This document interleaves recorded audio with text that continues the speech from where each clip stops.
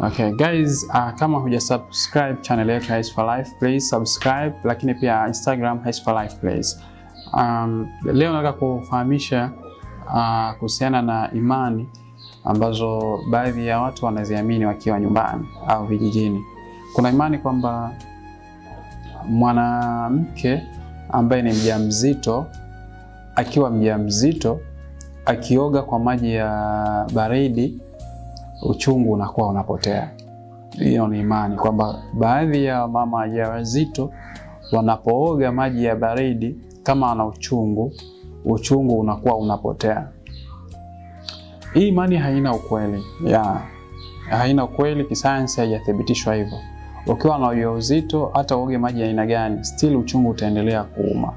Isipokuwa kuna mbinu ambazo ukizifanya zinaweza kukusaidia uchungu kupungua.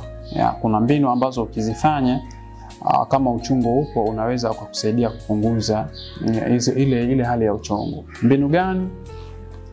Ukiona uchungu umekuja ni mkali sana, umeshachoka, maumivu ni makali sana, unaweza ukaoga maji ya uvuguvugu kwa dakika 30, ambayo maji hayo unayakalia kwenye lile beseni la maji.